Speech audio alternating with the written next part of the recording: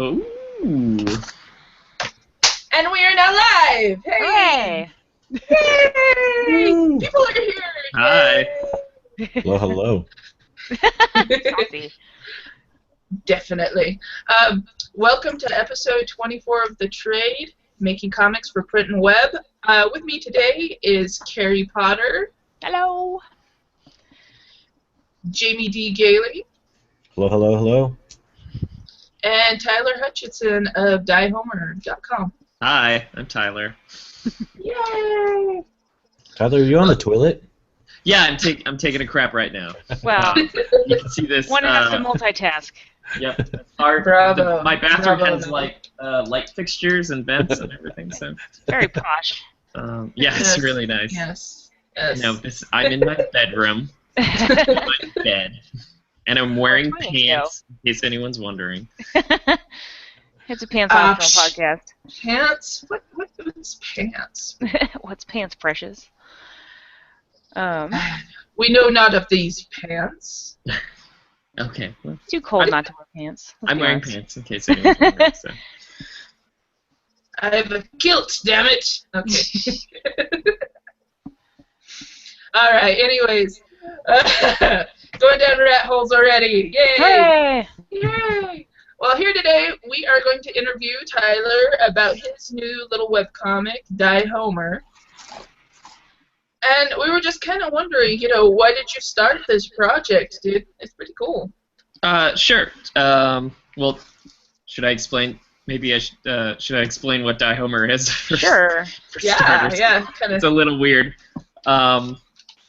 So I don't have the best explanation for it, but essentially Die Homer is a mini comic or a comic version of the 1989 action thriller Die Hard, but starring Homer Simpson and any other cartoon character that I could basically just draw from memory of, like, oh yeah, let's draw some Scrooge McDuck today.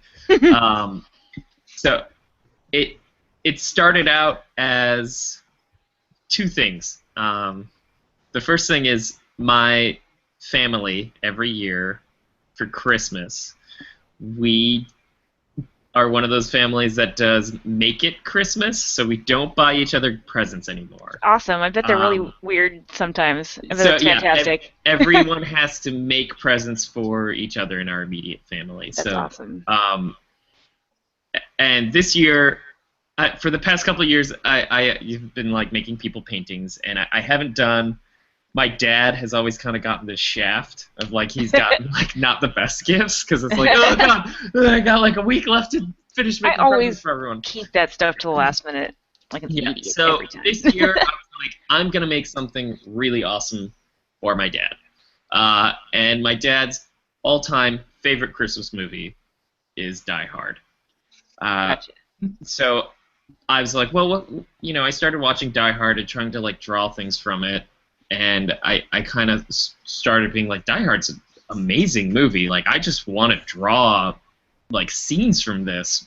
Like, it's so well shot. It's so cool.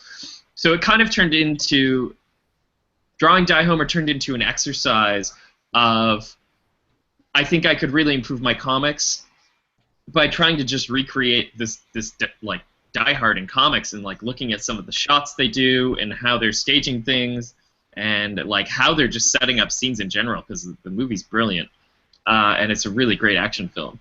So I basically started drawing this weird Die Hard comic starring Homer, because it's like, who's the quintessential American dad? At least in my family growing up, like, that was, like, Simpsons was on every day at, like, it was like, whenever Simpsons was new, it was on at 6 p.m. They would be running Simpsons reruns on Fox. So it was like, TV was on during dinner, like, it was The Simpsons, and then eventually Seinfeld reruns, but whatever. So I think there's kind of this like, Homer being a really iconic dad thing that stuck with me, and that kind of resulted in me being like, okay, I'm gonna make a book for my dad for Christmas, and I'm gonna make this weird, goofy, Die Hard parody comic, Nice. and that's kind of where I think it all started. So This is kind of equal parts Christmas present parody and kind of maybe sort of study with. Yeah. I think the two kind of just came together as like, this would work out as a Christmas present. This is like I want to do something related to Die Hard. I like the idea of drawing Homer Simpson. He's a dad. Doing action stuff. And I really wanted to like kind of dissect Die Hard and go through it and like really study all this, like there's cool stuff in that film. Yeah.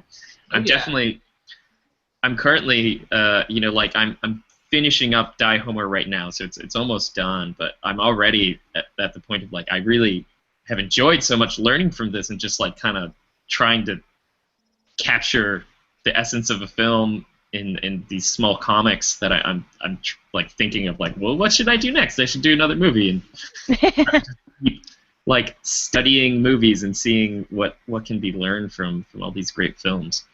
Lethal Weapon. Lethal Weapon. Lethal Weapon is good. Lethal Weapon is a really great action film. My two current Bloodsport. Birdemic. My current. That's already a comic. It's already a cartoon. My current top choices were Ghostbusters. Excellent. Or Jurassic Park. Also excellent. Both of those which have new movies coming out too. Yeah. Can you swap the dinosaurs for like chickens or some ridiculous other animal or like cats? Like chocobos? Sure, chocobos are good. Yes, giant chocobos, yes. Bunch of chocobos. We'll see. Why did you switch over the art style for Die Homer? Why'd you go all pencil? I think so. I normally like do finished inky pages, and I guess I just kind of been working in that style of like I've been using a lot of colored pencils and doing dark colored dark pencil outlines instead of inking things. And I think I basically just started because I really liked how my drawings were coming out from previous stuff that I was doing that way, and I was like, cool, I'm gonna like cement this style and just keep going with it and see if I can do like 60 pages in this style, because that'll, I really liked where it was going, and I wanted to see like how far can I take this if I, let's see how it ends up looking after I've done 60 pages this way, because I think it'll probably be pretty nice. Yeah. And so far I'm happy with the results.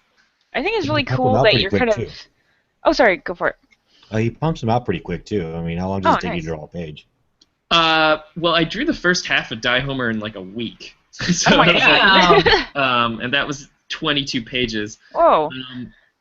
It depends on how much I hate myself, but if like I think if I want to, I can put a page out, pencil, and then inked it within either an hour to 2 hours. It kind of depends on like how much coffee I've had, or like if One Piece is on in the background, or like what. One Piece is on in the background, you could go literally forever. Yeah, it's like, oh, this page took me 7 days to finish. What day is it? Yeah, so there's a lot of variables involved in really how fast you can crank something out. But I think if at most I can maybe work for 4 hours of like concentrating on something, so I can get a good like 2 to 3 pages done, and then be like, hang up the hat, I'm done for the day, like. Yeah, that's an intense 4 hours. Yeah.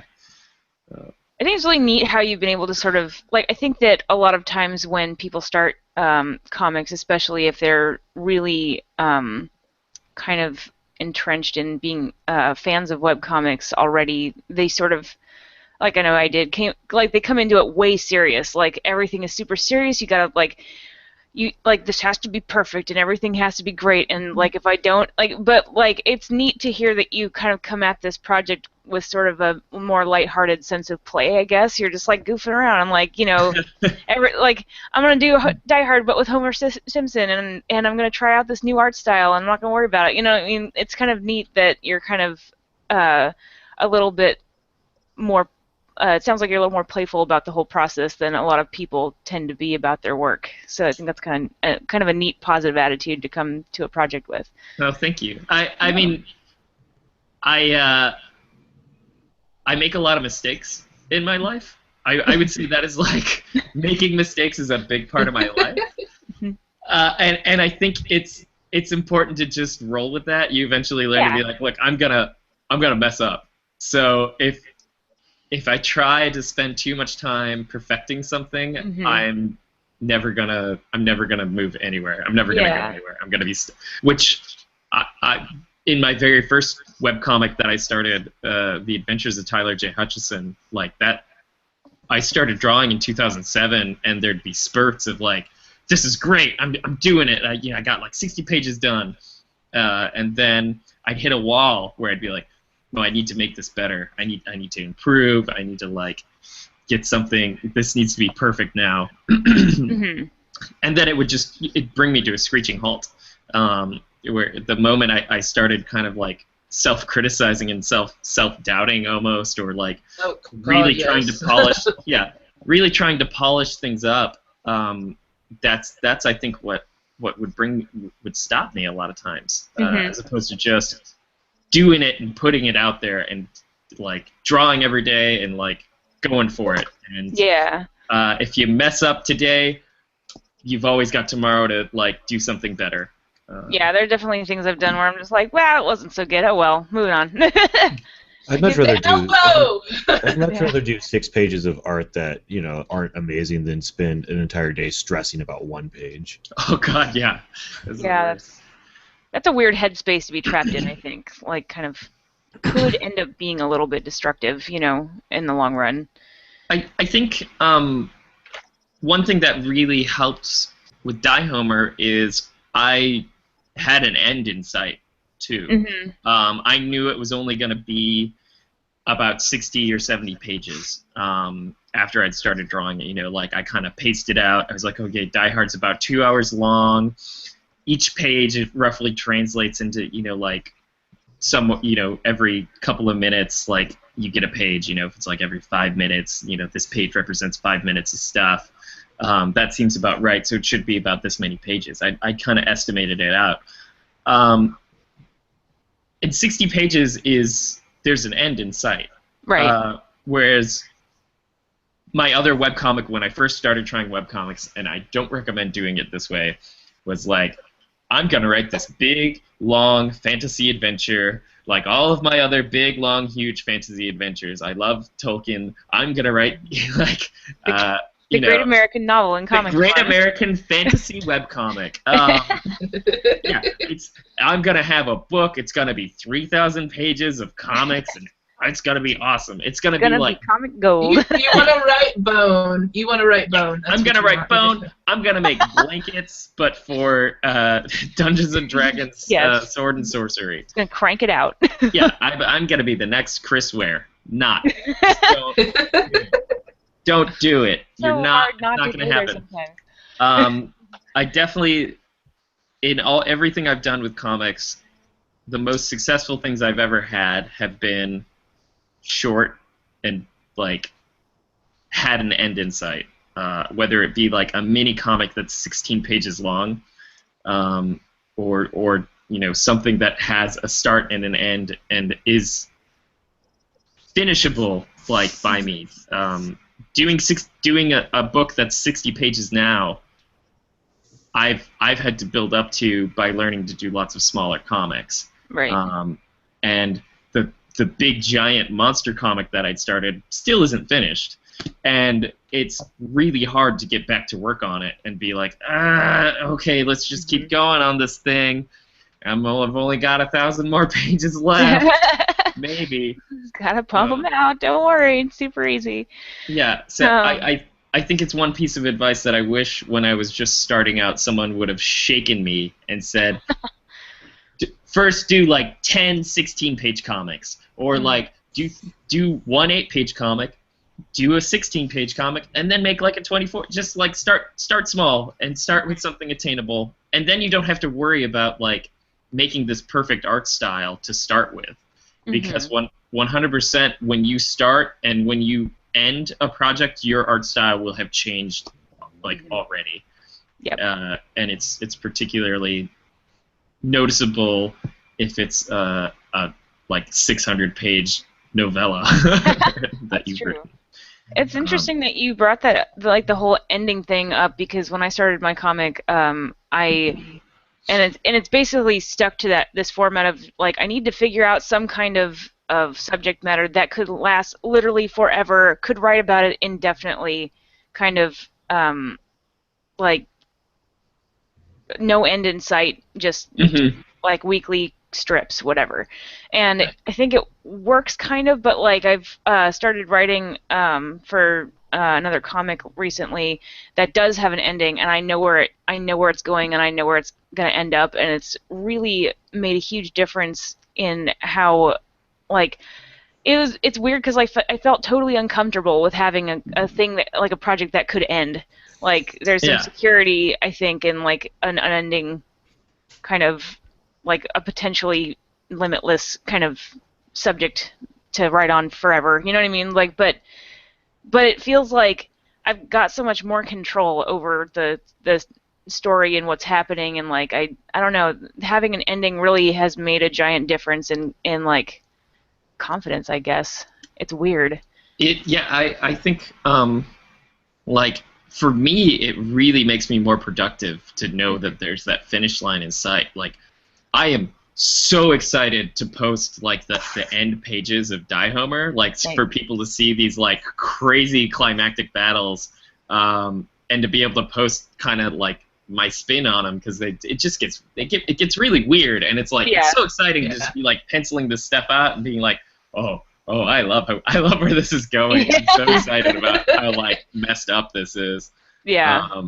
And it feels good to, like, put something down and, like, finish it and have something out the door that's, like, complete. I think that's what a lot of artists and writers and stuff who are independent workers have a hard time with, is just finishing something. Like, just, you know, not just like losing confidence in something and just leaving it on the back burner, or like you said, coming up with this crazy sweeping fantasy narrative that could, you know, that's basically Game of Thrones and may never end.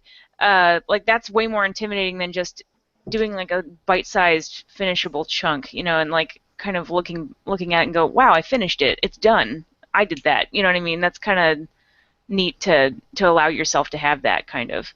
Yeah. Not that I want to discourage anyone from making their gigantic sweeping fantasy masterpiece, because, I mean, I was there. Ultimately, that's still my goal at some point. Like, I want that so bad, right? Like, yes, I love all of these things. I want to make that. But it has been a lot of hard lessons on myself personally, realizing, like, either, I'm not ready for this just, like, drive-wise. Like, I thought I had it. I thought I was ready to make 1,000 pages. I'm, you know, like 200 pages into this thing, and now it's starting to wane. But I think stepping out and doing other things kind of brings me back to it of like, okay, now I'm ready to do another 100 pages of this thing. Yeah. I've had a little bit of time to do something else. Chew on it. Since you brought up Game of Thrones, now I just want to see Tyler draw a sex scene. So awkward. I drew explosions and doves in the background or something. There's that really great sex scene in the first book, in my first 60 pages of Adventures of Tyler J. Hutchison. You saw it, Jamie. Yeah. It's I want something graphic though. Yeah, there's two giant tongues just making out. And those birds are making out. There's a scene where there's some birds are making out. Saucy. Yeah. That's so funny. That's cool. About as graphic as it's gonna get, though, Jamie. I'm sorry. Bummer. He's never gonna get what he wants. Oh no. You know what? There's a lot of webcomics that probably do a way better job. Just Think. Yeah, you should read some Just Think. Yes. Chester XY. Curvy. Do you read Curvy? That webcomic's great. Oh hell yeah. I read Ogloff every Sunday though. And Ogloff, yeah, all of those, and they're all super funny. Like, they're all beautiful comics too. True. Like, so beautifully drawn. Agreed. Dresden Kodak is like, it's just awe-inspiring to me. I haven't read that one. Does it make me a weirdo? Then What about Olag? Does anyone read that? Olaf? Olaf? Or Olaf? Yeah. Yeah. Oh, yeah. Bilbo Dilson, which is clearly a moniker of some kind. Let's see. Yeah. But yeah, getting back to what we were talking about, though, I think it's like I don't think we've talked about the whole like doing bite-sized stories and stuff to start with, but that's I don't know, like why didn't I think of that? I think it kind of depends on what your goals and motivations are, maybe, because if you are someone who's specifically just into webcomics and you want to do a webcomic, it's understandable why I think the initial instinct would be, I need to do something that's going to run a strip that'll run on the regular over the next 10 years or 5 years or however long you plan on being a career webcomic person. Right. I kind of got into it, well, I guess I got into comics via like webcomics in that I was posting comics online on LiveJournal and posting on forums and stuff like that. Crown Commission. At the crowncommission.coms on their bulletin boards, which I'm sure are now every once in a while I go back there, they're pretty vacant. It's a little bit of a ghost town over there. Daily Grind is still going. Huh?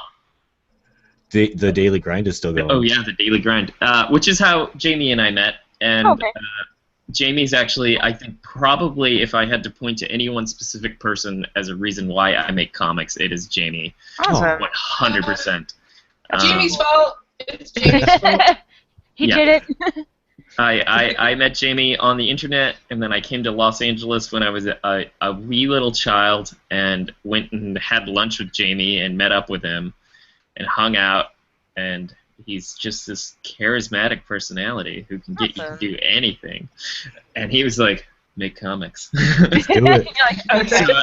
I started Do making it. No, but I was friends. We were all friends on a forum where we'd all post about comics, and then we'd all hung out at the Small Press Expo in Bethesda, Maryland. And I made a ton of friends with all these like great webcomics people. Awesome. And since we would chat and read each other's comics every day, and like chat on these forums about comics, when we actually hung out for the first time, it was kind of like we'd all been friends for a really long time anyways, without ever having met. So it was this really strange interaction of like, wait a minute, we're like best friends and we've never met, and everyone had a great time. And it's like going to summer camp when you go. It was weird how there wasn't really a bad person of that group. There was a couple awkward ones, and then there was me. But pretty much everyone was really good. Out of all the internet groups of people, that was in real life probably the best group of people that I've ever met. I mean, that's so cool. Yeah, I mean everyone in that group is like insanely talented, I think. Yeah. Yeah, I think locating and hanging out with peers is super invaluable, like the things that you learn from each other and stuff, and, you know, it's all really important. It's really terrible to isolate yourself, I think. Yeah.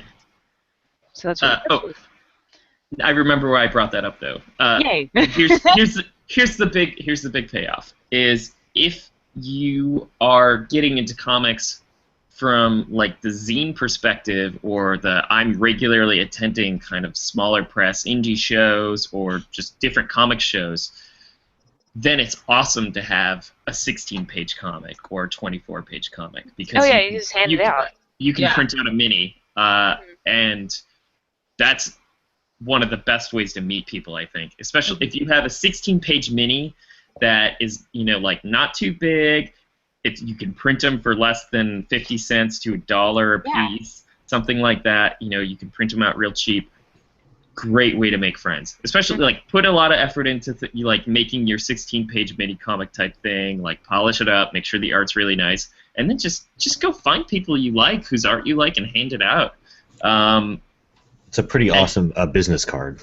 Yeah, it's a great business card. You're gonna make friends. Like if you get when I get it, like, when I table and go to shows and people hand me minis, I usually have 16-page minis that I've made up myself to trade because like that's where I started. So I always will have some sort of something to be and to give back. So if someone hands me a mini, you know, as long as it's usually I'm not going to be like, oh yeah, here, take my like 60-page book. It costs me like a bunch of money to print for your 16-page. Worth $15. Have it for free. So usually I try to have like something of equal trading value. But it's a really good way to like just get to know people and make friends in comics. Yeah, that did happen to me in PAX. I went up to buy some stuff from Makinaro, and he recognized my comic stuff, and he asked me if I had anything, and I'm like, but like this isn't Juniper stuff, but it's like me and my friends do a little coloring book zine, and it's just, you know, black and white kind of awesome coloring book pages. And so I had that with me. I'm like, I've got this thing that I also do that's unrelated to the thing, you know. And I got a pin out of it. He gave me a cool pin. So yeah. So it's not a business card and it's not quite comics, but it was nice to have this little printed out thing that I could just, you know, go, well, some of my work's in here, so have that. Yeah, it's just a good way to. It's a good way to do it. It's a great way to get to know someone, and for someone to get to know your work too. Yeah, for sure.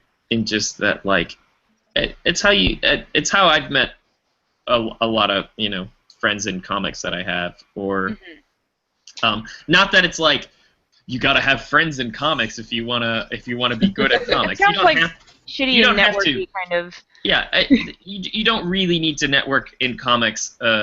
Because all you really need to do is like draw great comics and then post them somewhere. Like, but having friends in comics makes going to conventions more enjoyable. Right. It's in, like go for it. Sorry, go ahead. Well, no, having a peer group, being able to also bounce some of your ideas off of, you know, going, well, I don't know about this. Let me get your feedback. And having that kind of friend base with them, you'll be able to, I don't know, you just get better feedback. Yeah, I think that's definitely true. Like, it's great if you're unsure about a thing to have someone who makes comics actively, whose work you respect, to be like, hey, you know, where should I go with this? Rather than being like, Mom, I don't know what to do on my next comic page. I just show all my comics to my mom. Mom. Yep. And then the answer's always, honey, that looks great. I was like, oh, but I'm not happy with it. Let's put it on the fridge. Yep. You're like, ah. Like, Mom, I haven't scanned it yet. On the fridge. My mom wanted me to mail her my new business cards. I'm like, no, I'm not going to mail you a business card. You know who I am. Take a picture of it with your cell phone. Text it to her. What if she wants to follow you on Instagram and she doesn't know where to find you? All the penises. All the little penises. There's only two penises on my business card. Just two. Only two. All the lonely penises? Missed opportunity. More penises. That's my favorite Beatles song. Only two penises. I need to make a business card. I don't get asked for them very often, but when I do, I feel like an idiot when I don't have one. I'm like, oh, sorry. I got a sticky note with my number on it. Sorry. Go to Overnight Prints and order the cheapest thing you can, and they send you an email after you do that with 75% off your next order. Then place an order for a gigantic. That's fancy. Gigantic. Yeah, I'm pretty smart. We got a lot of business cards right now. Overnight Prints. Overnight Prints. I'm writing that down myself. I feel like they're gonna get wise of this hack and I don't know, internet arrest everybody. Oh no, the cyber police are coming. You can go to the loophole in the business card ordering system. Yeah, it's weird. Like the further along I get, the more I was really concerned about networking for a long time. Like, oh crap, I'm gonna have to network and I'm awkward and I don't know what to say. But like, it's weird that in comics it's like. It's been kind of easy because it's like a bunch of people that you could probably just be friends with. And it's really not terrible, like, at any level. Like, talking to comics people is super chill compared to, like, business people or whatever. Yeah, I think... Oh, no, go ahead. I found comics people are all awkward, and so everybody can get along in their awkward awkward behavior. I'm like, hey, I'm awkward, you're awkward, let's do this. Let's be awkward in the same room for a little bit and then open up and be friends.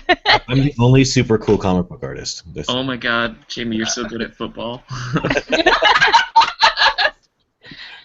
I think that I absolutely love the comics community. Like it's become my core friend group has changed from being like people I went to college and high school with to slowly shift to be like, oh, these are people who I make comics with. Yeah. Because I love the comics community so much. But I think maybe one of the reasons that an inordinately high amount of people who make comics are really nice people is because there's no money involved in comics. Like, or at least not until like much later on at some point when they're like, hey, we could turn this into a movie. But starting out, there's like no money, and there's very few career prospects of like, I'm gonna one day be a person who has lots of money by doing comics. I think that happened for a few years in the 60s, and that was kind of it. Yeah. So the majority of people who are there, who are doing stuff, who are slaving away making comics, they're there because they love it. You know, like they're there because they are just as invested in this hobby as everyone else, basically. Oh, definitely. So I think as a result, you're likely to meet people who will have a mutual amount of respect of like, well, we put in a lot of work into something and we don't get a lot. We get very, very low monetary physical payback for that. We get paid in love and Facebook likes. Yeah, the rewards in love and Facebook likes and having made something itself. Yep. Yeah, that's a good point. Comics are so great. Never leave me, comics. Yes, my mistress, my only one. Oh man. Where are we going from here? Down another rat hole. Well, we're halfway through here, so we might as well go ahead and do our recommendations. Sure. Yay. Tyler, Jamie, do you have a book or a website recommendation, or maybe a movie or some music? You know, something you think is inspiring or just go get you. Oh yeah. Do you want to go first, Jamie, or? Yeah, I've got props. I'm good to go. Oh, good. I have some props I can reach out of. I just got this. I drunkenly bought this for myself, and it was really good, and I like it a lot, and everyone should read it. It's Mind Management. It's by Matt Kindt. He's done lots of comics. He did lots of stuff for Top Shelf and stuff, and I just never got into that comic, and I just ordered book 1. And now I've ordered book 2, 3, and 4, and it's spectacular. The other one is this is just more of a shout out than an actual book. Blake R. Sims has been doing lots of wrestling comics as of late, and he's super awesome. Doesn't get a lot of press because he doesn't. He's not really vocal about his stuff, but he's got a Tumblr, and Blake R. Sims, Sims. He's awesome. I lost his comic though, but he's got good stuff. What's his comic called? Oh, he doesn't really have a name for his comics. He just draws comics. Most of them are like wrestling comics. Gotcha. But I ordered a little drawing from him for like $10, and he said, "Oh, here it is, Retro Slam Jam." Oh, that's awesome. Oh, that's cool. And it's just people wrestling for like 20 pages. I love it. Nice. That's really funny. Very cool. But everyone should definitely check him out. I ordered a little painting from him, and he just like filled up a bag. I've known him for a long time. I've known him for as long as Tyler, but just different groups of friends. No. Sorry you don't know Blake. Maybe right, we Tyler, should get him on the podcast next. Oh no, he won't do that. He just draws comics and works. He doesn't talk. Aww. That's all right. The gal who does Juniper with me also does not like to do that stuff, so I totally understand. I'll ask him though. I can ask him right now. Yeah. Ask. Never know. Never hurts. Okay. Let me get some things correct here. So, oh no, I just lost the. fired. Get I out. I lost my video feed. Where did it go? Where did it go? Oh, here it is. It's hiding for you. Yep. Okay, so I don't read a ton of like comics all the time. It's hard to read them when you're making them all the time. Yeah, so I read a lot of books. I have a couple webcomics that I read that I love, and I'm gonna suggest those. But first, I'm going to talk about some books that I've been reading that I think everyone should really read. The first one is called Oryx and Crate by Margaret Atwood. Mm-hmm. And she is a really, really funny author, and it's a great dystopian fantasy like future novel about genetic splicing. Ooh. Really good. If you've not read her stuff, I highly recommend checking out Margaret Atwood. She's one of my favorite authors. If you've never read A Handmaid's Tale, start with that one. You'll probably like crap your pants. It's so That's what scary. I look for in a book. It's terrifying. Not in like a horror type of way, but in a 1984 type of of way. So it's real scary, but a really great author. I've also been reading a book called 10th of December Stories by George Saunders. I've never read his work. He's a Syracuse author, but really sharp, really funny. It's one of those books where I found myself just like laughing out loud at how great his descriptions of things are and how bizarre his like short little stories are. They're really good, and I can't recommend this book enough. Okay, on to some webcomics. Current webcomics that I really love. Some of them are more like gag-a-day strips, but you check them out. The first one is called Secret Item World. It's by Jimmy Chang. Ah, crap. I should have said that. Jimmy he's got some really, really awesome bizarre gags in there. I think he's oh my God, he's my sorry. new favorite. Yeah, he's my new favorite comedy gag cartoonist in webcomics. Like his stuff's great. He's such a quiet little saint. He is. He's so. He's a lovely man. And then I also really, really love. And I think everyone should read it. It's a comic called People I Know by Timothy Winchester. You can check it out just at timothywinchester.com. Or just Google People I Know. I don't know, like... I'm already excited. It says a webcomic about... What did it say? It was... a webcomic with dinosaurs and crying. Yeah. So check out... People I Know by Timothy Winchester at timothywinchester.com. Those are my current webcomic free reads. Check them out. As far as I do have some comics I've been reading. This is La Pignot by Louis Trondheim. Yay! If you've read his stuff, you've maybe read Dungeon, which is my absolute favorite comic series ever. So go read Dungeon by Louis Trondheim. This is the first. This is one of the reasons I make comics, because I heard about his story, in which Louis Trondheim did not know how to draw, and this is dangerous. This is going to encourage some really bad behavior, I think.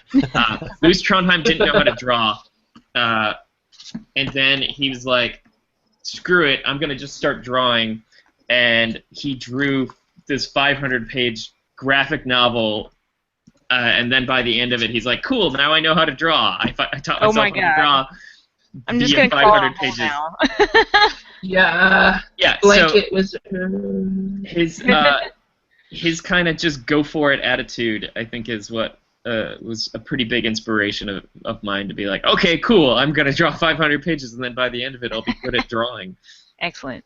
Just be prepared to throw away all of this garbage. Sure.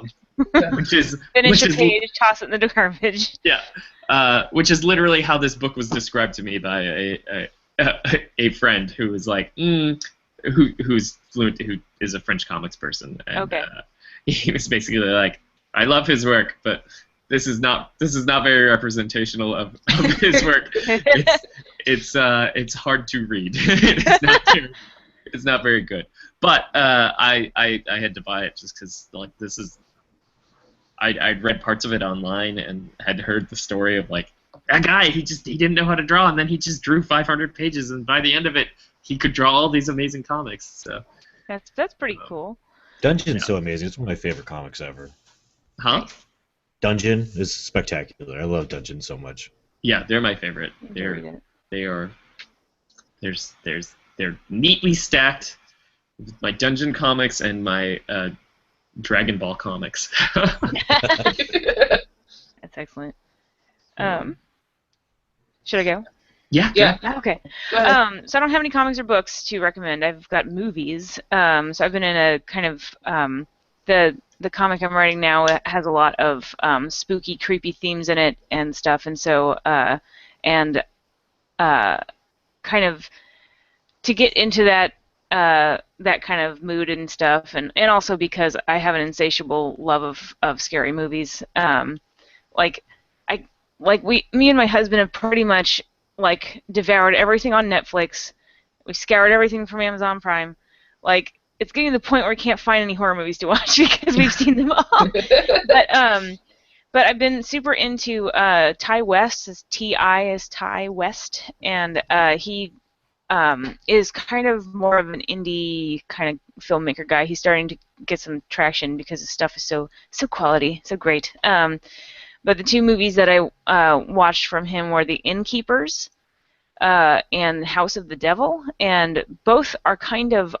The House of the Devil is definitely on the short side. It's probably like an hour and like 16 minutes or some kind of crazy thing like that. And then The Innkeepers is more like a regular length movie. But there's a lot to be learned from his stuff about really natural sounding dialogue, like kind of quippy back and forth that doesn't sound too strained or too rehearsed or whatever. It all sounds very natural and great, and I really love natural sounding dialogue. And he also does some really great stuff with pacing. Like a lot of horror movies really suffer from terrible pacing, and so it'll sort of like start. It's like the writer got real excited and they're galloping ahead on this plot and then just lose it at the end, and everything sucks at the end. But Ty West does a really great job of sort of smoldering the whole time somehow. Like he does that slow burn thing, and he keeps with it to the end, and all of his endings are good and appropriate, and he kind of is able to build tension by not delivering on the predictable, I guess. And that's really some important things to learn, I guess. If you're into writing creepy things or horror, Ty West movies are a great place to look at some things and study some stuff. So VHS is really good. I've not seen that one, but I want to see all of his things now. Like I need to see them all. But yeah, so that's gonna be my new quest, is to see all the Ty West movies. But yeah, that's my recommendation for today. What you got, Melony? Okay, I have. Do you guys read any of the Canadian comics by Bohm? Yes. Yes. Only because you post on Facebook, and I'm always like, oh, Bomeries. Yeah, Bomeries. Well, actually, believe it or not, I won a contest on Tumblr. Ooh. So I won Volume 3. It just recently came in. Yay. Her art style is so cute. I just love it. It's signed with little Margaret. Oh, my God. In there. It's so adorable. Oh my God, I love Bomeries. I love reading about her and the baby and their little adventures, just day life. Yeah, it's like a journal comic, right? Yeah, it's just a little journal comic. You can read it in English and French. Oh, that's awesome. Yeah, it's very nice. Helping me relearn French from high school. I know 0 French. I know fromage, cheese. That's it. That is all. Bomeries is so good. I like that she doesn't do any of her stuff in color, and so she just does these really great line drawings that are kind of full of life, and she does some shading sometimes. But yeah, that's I can't say enough about that art style. Yeah, I really like it. It's sweet and simple, but I just really like the fact that she has such great, simple daily adventures too.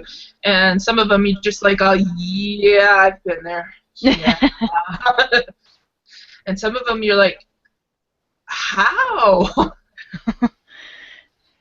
Yeah, I think people keep accusing her of being the grandmother instead of the mother is, yeah. Oh my god. She also does funny things like she did a comic about her kid busting in on her wedding. She was taking a shit. It's like awkward, funny parent stuff that. Oh yeah. Vicariously. Not necessarily being a parent, just being an older sister. That is exactly how it is in a household with little ones. Period. You can never have private time in the bathroom. Yeah, it's a good one. Love Bill Maurice. Bill Maurice was my little recommendation, though. Awesome. I just love the fact that I got this in the mail not too long back, and I was like, it got a Margaret in it. Well, all right. Should we wrap things up? It's getting a little close to an hour, I think. Jamie hasn't done his recommendations yet. I did. Oh, he did. Oh, wait. Someone's drinking. I'm drinking all the drugs. Yes, drugs. Yes, all the drugs. You can't be drunk all day if you don't start in the morning. God damn it. All right. Well, yeah, I guess we should go ahead and wrap this up then. Okay. Well, thank you guys for coming and talking with us. That was a good conversation and some different perspective, I think, than we've had on starting comics. We've had for a while. So, thank you for that. Awesome. Thank you for having us. Yeah, thank you. Yeah. Very much fun, and you're always welcome to come and join us again. I mean, we kind of leave this open. Come join. Bullshit. Oh, awesome. Super fun. Yeah, if you're a webcomic artist starting out, just remember it's okay to always be messing up. Yes. I'm trying not to swear, but like. No, it's cool. You can curse. It's yeah. This is completely uncensored. All right, cool. Shit. You're gonna fuck up all the time, and it's cool. Like, just, it's good. Just fuck up. Just do it. Just go for it. Just make comments. It's all good. Yeah. Yeah, I've had to recently bite that bullet and just say fuck it because I keep getting too hung up on perfection with mine. It's been a month, Melony. I know. God damn it. I know. Shit. It's okay. Just crank them out. Put them up. Yes. You can do it. We'll believe in you. Well, that's actually what I was going to announce right here at the end. On the 1st of the year, my website is launching. Yay! Holding you to it. Better do it. God damn it. That's 2015, get a nasty right? email. 2015. Ornamentalcomic.com. There's nothing up right this very second, guys. I just have the very basics of the website. Man, you should draw a construction guy, and say site's under construction. We're so perfect. It is under construction. Little cone right there. Little cone going, what the hell am I doing, cone? What? Okay, all right, but yes. First of the year, if I don't see that comic up, you're getting a nasty email. No, not from Carrie, no. Yep. Okay, fine. I'll do it. I'll do it. Just for Carrie. All right. All right, guys. So let's go ahead and sign off here. Carrie, where are your comics at? My comics are at junipercomic.com, and at the first of the year, my new writing stuff will be starting at chanceofdoom.com. Yay! Yay! Yay! Okay, how about you, Jamie? Where can everybody find your things? JamieDeeGaley.com, or just Google my name. I've got the Instagrams, the Tumblrs, the Twitters, all that stuff. Yes. Excellent. And about you, Tyler? Where else can we see your stuff? All right, you can see Die Homer at diehomer.com. You can read The Adventures of Tyler J. Hutchison, my journal comic. Completely true. Totally true, 100% true, always factual, at tylersaurus.com. And if you want to draw comics with people online, you can do that at this website I created called wedrawcomics.com, which is a website for making jam comics with people. So check it out. Sweet! Alright, guys. Well, thanks for stopping by. Again, check mine out at the first of the year, ornamentalcomic.com, and thank you for joining us here at the trade. All right. Bye. Bye. See you guys later. Alright. Bye. Alright. Start of the year! Yay! Bye!